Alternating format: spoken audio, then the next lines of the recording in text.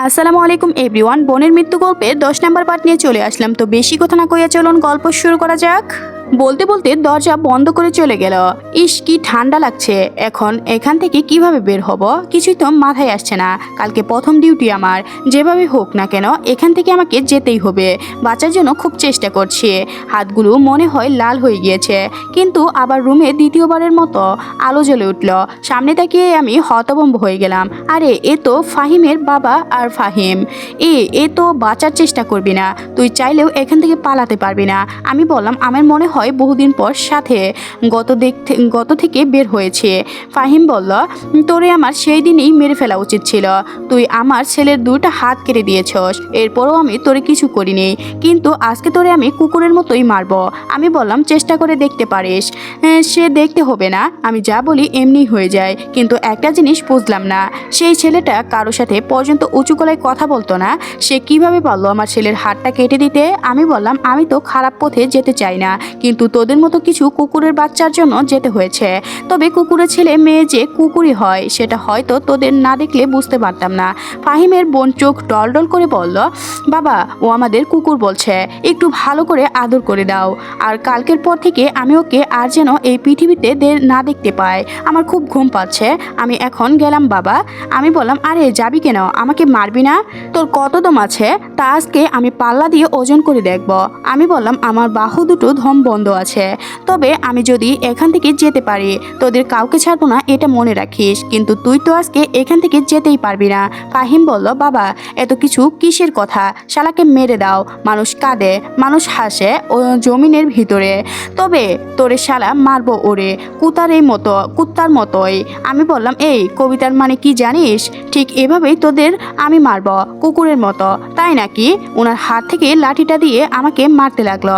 মারতে মারতে উনি হাঁপিয়ে গিয়েছে। হঠাৎ আমাকে মারা বন্ধ করে দিয়ে বললেন, তোরে আমি এভাবে মারবো না। ফাহিম বলল, বাবা কি বলছো তুমি? ওকে আমি এভাবে মারবো না, ওর মাকে আগে ওর সামনে মারবো, পরে ওকে। শুনছি ওর মা নাকি বহু তেজ। আমি বললাম যদি দুনিয়াতে বাঁচার ইচ্ছা হয় তাহলে আমার আম্মুর নাম নিবি না, নইলে কিভাবে যে তোরে মারবো এটা তুই চিন্তাও করতে পারবি না। ফাহিম বলল, বাবা আর দ্বিতীয়বার এই ভুল করো না, ওকে মেরে ফেলো। আরে তুই এত চিন্তা করিস না, তুই শুন দেখ ওদের পরিবারকে আমি কিভাবে মারি। আমি একটা হাসি দিয়ে বললাম, যদি পারিস করে দেখা। উনি একটা চাকু নিয়ে আমার হাতের বাঁধনগুলো অর্ধেক খুলে দিয়ে বললেন, যদি পারিস এখান থেকে পালিয়ে যা, নইলে এভাবেই মারবো তুই। আর তুই চাস না তোর সামনে তোর মাকে মারে। যদি তোর পরিবারের সবাই মৃত্যু দেখতে চাস তাহলে এখান থেকে পালিয়ে যা। এই ফাহিম চল। আমি বললাম যা যা, আমিও দেখে চাই তুই আমার কি করতে পারিস। কপাল দিয়ে রক্ত বের হয়ে মুখে চলে আসছে। বাঁচার জন্য খুব চেষ্টা করছি, কিন্তু মনে হচ্ছে না কখন যে এই অবস্থায় চোখ গিয়েছে বলতে পারি না। যখন ঘুম ভাঙলো তখন অনেকটা সকাল হয়ে গিয়েছে। তবে হাতের বাঁধনগুলো অনেকটাই ঢিলে হয়ে গিয়েছে। কিছুক্ষণ চেষ্টা করার পর সফল হলাম। তাড়াতাড়ি দৌড়ে বাসায় গেলাম। আম্মু আর আব্বু আমার এই অবস্থা দেখে অবাক হয়ে তাকিয়ে আছে। সময় বেশি নেই, আগে রিয়া ম্যামের বাসায় যেতে হবে। এমন হবে পোশাক পরলাম যাতে কেউ না চিনতে পারে, কারণ শরীরের মারার অনেক আঘাত আছে। দৌড়ে বাসা থেকে বের হলাম। আম্মু পিছনে ডেকে বলল, তোর কি হয়েছে? আমি বললাম বাসায় এসে বলবো আম্মু, এখন দেরি হয়ে যাচ্ছে, একটা রিক্সা নিয়ে যাই। রিয়া ম্যামের বাসার সামনে নেমে রিক্সা ভাড়া মিটিয়ে ভিতরে ঢুকে দেখি ম্যাডামের বাবা দাঁড়িয়ে আছেন। যাক বাবা, সেখানে বাঘের বই সেখানেই সন্ধ্যা হয়। উনি আমাকে দেখেই, এই ছেলে এদিকে আস। আমি ম্যামের বাবার সামনে গিয়ে বললাম, জি স্যার, তোমাকে তো চিনতে পারলাম না, তাছাড়া আমার সিকিউরিটি গার্ড তোমাকে ভিতরে আসতে দিল কেন?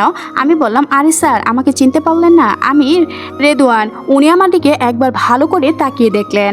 আমি তো মনে করেছি তুমি ভয় পেয়েছো আর আসবে না। আমি বললাম, কি বলেন স্যার, ভয় আর আমি? আমাকে দেখে আপনার মনে হয় আমি ভয় পেয়েছি?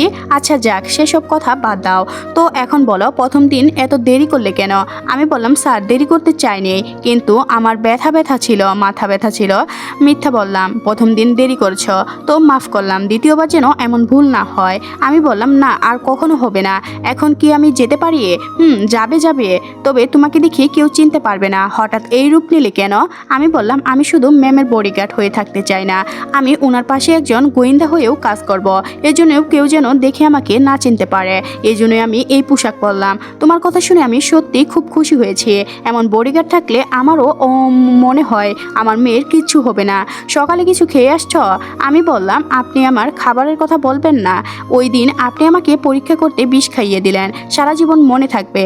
ও এই জন্যই আমার ওপর রাগ করিয়াছো নাকি? সরি, এই একটু মনে পরীক্ষা করতে হয়, নইলে সবাইকে বিশ্বাস করে নিলে আমার মেয়ের কি হবে একবার চিন্তা করছো? আমি বললাম, স্যার এক তো দেরি করে আসছি, আপনিও আরও দেরি করিয়ে দিলেন। না জানি এখন আমাকে ম্যাম কি বলে, তবে এখন কি আমি যেতে পারি? তাড়াতাড়ি যাও। আমি তাড়াতাড়ি উপরে রিয়া ম্যামের রুমের সামনে গিয়ে দেখি তাসলিমা ভিতরে দাঁড়িয়ে আছে আর রিয়া ম্যাম কি জানি লেখছে। আমাকে একবার ভালো করে তাকিয়ে দেখলেন। ম্যাম বলল, এই ছেলে যেখানে দাঁড়িয়ে আছে সেখানে দাঁড়িয়ে থাক, ভিতরে আসার দরকার নেই। আমি বললাম, কিন্তু ম্যাম বাবাকে বল আমার নতুন বডিগার্ড দরকার নেই। তবে তোমার কণ্ঠ এমন চিনা চিনা লাগছে কেন? আমি বললাম, আরে ম্যাম আমি রেডওয়ান, আর আমাকে চিনতে পারলেন না? ও তুমি ভিতরে আসো, আমি তো ভাবছিলাম তুমি আর আসবে না, মনে করছি বাবা আমার জন্য নতুন বডিগার্ড পাঠিয়েছে। আমি বললাম, সরি ম্যাম দেরি করার জন্য। এখন বলো দেরি কেন হয়েছে? আমি বললাম, একটু পারিবারিক সমস্যার কারণে দেরি হয়েছে। দূর, আর কত মিথ্যা বললাম। কেন, তোমার মা কি তোমার জন্য বউ দেখছে নাকি? আমি বললাম, আপনি থাকতে আবার বিয়ে করতে যাব কেন? এটা বলতে মুখে হাত দিলাম। কি আর আমি থাকতে মানে? তোমার তো সাহস কম না? তাসলিমা তো চোখ বড় বড় করে আমার দিকে তাকিয়ে আছে। রে কি বলতে কি বলে ফেলেছি। আমি বললাম, আরে ম্যাম আমি বলছি যেখানে আপনি বিয়ে করেন না সেখানে আপনার বডিগার্ড হয়ে আমি কিভাবে বিয়ে করব? আমি তো এটা আপনাকে বুঝাতে চেয়েছি, কি জানি আপনি কি বুঝলেন। ও তাই বলো। আমি বললাম, তাসলিমা তোর খবর কি? ম্যাম বলল, ম্যাম আমি একটু ওর সাথে বাইরে কথা বলতে পারি? ম্যাম বলল, না যা বলার এখানেই বলো। তুই স্যারকে ইমপ্রেশন দিছিস কেন? উনি কিন্তু খুব রেগে আছেন, যে কোনো সময় তোরে এই চাকরি থেকে বের করে দিতে পারেন, এটা মাথায় রাখবে। আমি বললাম, তোর স্যারকে বলে দে আমি কারো হুকুমে মেনে কাজ করতে পারি না, আমি যা করব সেটা আমার একার বিষয়। যদি এখানে আমাকে রাখে তো রাখবে, নইলে আমার থানাতেই ভালো। হঠাৎ তোর কি হয়েছে যে এমন কথা বলছিস? আমি বললাম, কিছুই হয়নি। ম্যাম বলল, তোমার কি নিয়ে এভাবে ঝগড়া করছো? আমি বললাম, কিছু না ম্যাম, বাদ দেন। আজকে কি কোথাও বের হবেন নাকি? আজকে একটা জায়গায় যাব, আর আমার এক বান্ধবীর বোনের বিয়ে। আমি বললাম, বের হবেন কখন ম্যাম? এই তো একটু পর। তবে তোমাকে দেখেই তো চেনা যায় না, কিন্তু তোমার মাস্কটা এমন লাল হয়ে গিয়েছে কেন? মুখে হাত দিয়ে দেখি সত্যি ভিজে গিয়েছে মাস্কটা রক্তে। আমি বললাম, ম্যাম ওয়াশরুমটা কোন দিকে? ওই যে ওই দিকে যাও। মুখটা কিছুটা পানি দিয়ে আবার ম্যামের কাছে আসলাম। চলো। ম্যামের পিছন পিছন নিচে নামলাম। বাবা বলল, রিয়া মা তুই একটু গাড়ির সামনে দাঁড়া, আমি রেদওয়ানের সাথে কিছু কথা আছে। আচ্ছা বাবা তাড়াতাড়ি করো। এই একদিনে আমার নামটাও মুখস্থ করে নিল, এই ছেলেটা কি চিন্তা করে? আমি বললাম, চিন্তা করছি। আবার আপনি কি আমার ওপরে নতুন কোনো পরীক্ষার অ্যাপ্লাই করবেন নাকি? চুপ কর, এইদিকে এক চর। আমি বললাম, কিছু বলবেন? এই নাও পিস্তল। আমি বললাম, কিন্তু আমার কাছে তো আছে স্যার। আরে ওইটা তো অফিসিয়ালি, ওইগুলি খরচ করলে সরকারি হিসেব দিতে হবে। আর এইটা মনে করো আজ থেকে তোমার নিজের। তো আমার মেয়েকে যে তোমার ছোঁয়ার চেষ্টা করবে, সাথে সাথে ভরে দিবে। আর যত পারো গুলি খরচ করো, আমি কিছু বলবো না, তবে সেটা আমার মেয়ের জন্য। আমি পিস্তল নিয়ে বললাম, বুঝে গিয়েছি স্যার, আর বলতে হবে না। গুড, এখন যাও, আমার মেয়ে হয়তো দাঁড়িয়ে আছে। কি এক জ্বালায় পড়লাম। এর কথা শোনো, ওর কথা শোনো, এই জন্যই এসব চাকরি করতে চাই না। বাইরে এসে দেখি ম্যাম গাড়িতে উঠে গিয়েছে। তাসলিমা আজকে ডাক দিয়ে বলল, তাড়াতাড়ি আয়, সবাই তোর জন্য অপেক্ষা করছে। আমি গিয়ে তাসলিমার সাথে পিছনে বসে গেলাম। এই নিয়ে স্যারের সাথে কথা বল। আমি বললাম, দেখ আমি এক কথা বারবার বলতে পারবো না, আর এখন উনি চাইলেও আমাকে এখান থেকে সরাতে পারবে না, কারণ সবাই এখন আমাকে বিশ্বাস করে। বলে দে স্যারকে। তাসলিমা মুখটা কালো করে বলল, এত ওরা ভালো না। আমি বললাম, তা তুইও তো দেখি আমার ওপর রেগে গেলে। আমি কি তোর কি এমন ক্ষতি করলাম রে? দেখ আমি তোর ওপর রাগ করবো কেন? আচ্ছা বাদ দে, আমি স্যারকে বুঝিয়ে বলবো। এখন তোর ফোন নাম্বার দে। সকালে তোর ফোনে কল করতে গিয়েও করতে পারিনি, কারণ তোর ফোন নাম্বার আমার কাছে নেই। আমি বললাম, দে ফোনটা আমার কাছে দে। আমি তুলে দেই। তাসলিমা ওয়েলপেপারের একটা ছেলের ছবি দেখে বললাম, ছেলেটা তো সুন্দর আছে, তুই দেখে ফেলছিস? আমি বললাম, যেভাবে সামনে বলে রাখলে শুধু আমি না, যে তোর ফোন হাতে নিবে সেও দেখতে পারবে। এখন বল ছেলেটাকে। আমার বয়ফ্রেন্ড। আমি বললাম কেমন জানি চেনা চেনা লাগছে। সত্যি কথা বলতে ও আমাদের সিনিয়র স্যার। কি? সত্যি। আমি বললাম কিন্তু দেখে তো এমন লাগছে না, অনেক আগের পিক এটা। তবে একটা কথা কি জানিস, এটা শুধু আমার ভালোবাসা। আমি বললাম তোর ভালোবাসা মানে? আরে আমি শুধু ওনাকে ভালোবাসি, কিন্তু ভয়ে বলতে পারি না। ওই একতরফা ভালোবাসা যাকে বলে। আমি বললাম ও এই ব্যাপার, এই জন্যই আপনি আমার সাথে রাগ করলেন? এখন বুঝতে পারছি। তো তুই তো এখন লাইনে আসছস, উনি শুনে ফেলবে না আমাদের কথা? না, বন্ধ করা যায়। আমি বললাম তবে ওনাকে আমার একটু বিলিয়ন টাইপের লাগে, কেমন জানি সব সময় অদ্ভুত আচরণ করে। ওনার নামে একদল উল্টাপাল্টা কথা বলবি না। আমি বললাম এত ভালোবাসা ওনার জন্য তো বলেই দিস না কেন? ভয় করে, এই জন্যই বলতে পারি না। আমি বললাম তবে কেন জানি আমার মনে হচ্ছে এই ভালোবাসা তোদের সফল হবে না। মজা করিস না আমার সাথে। আমি বললাম আমি কিছুটা আন্দাজ করতে পারছি, পরে আরেকদিন তোরে আমি বুঝিয়ে বলবো। এই ড্রাইভার আর কত দূর? এই তো স্যার একটু সামনে। আমি বললাম তাসলিমা শোন, মায়ের কাছে ম্যামের কাছে কাউকে ফেসেও দিস না। তাসলিমা আমার দিকে তাকিয়ে দেখে বলল এসব তোর আমাকে শিখাতে হবে না। গাড়ি থেকে নেমে স্যারের গাড়ির দরজা খুলে দিলাম। উনি নেমে পড়লেন। ওনার আশেপাশে অনেক পুলিশ আছে, তবে আমি আর তাসলিমা ওনার দুই পাশে। ভাবতে একটু ভালো লাগছে, এমনভাবে ওনার পাশে দাঁড়িয়ে আছি কেউ দেখলে এমনি ভয় পাবেন। উনি ওনার বান্ধবীর সাথে কথা বলছেন আর আমার পাশে দাঁড়িয়ে আমরা শুনছি। কি রে রিয়া, এত দেরি করে আসলি কেন? সেই কখন তোর জন্য অপেক্ষা করে আছি। ম্যাম বলল আমি তো সেই কখন থেকে রেডি হয়ে বসেছিলাম, একজন সিকিউরিটি গার্ডের জন্য দেরি হয়েছে। বাবা, এখন আবার দোষ অপর কার চাপিয়ে দিলি? এই তুই আমাকে ইশারা করে কি বললো তুমি? একটু দূরে যাও, ওর সাথে আমার কথা পার্সোনাল আছে। আমি বললাম সরি ম্যাম, আমি এখান থেকে যেতে পারবো না, তবে তাসলিমা থাকবে আর তাসলিমা মেয়ে, এর ওপর খেয়াল রাখবো। না, এই মেয়েকে যেতে হবে। আমি বললাম ম্যাম মারতে চান? রিয়াও কি করে তোর বডিগার্ড? রে কি কথা বলে আমি নাকি তোরে মারতে যাই?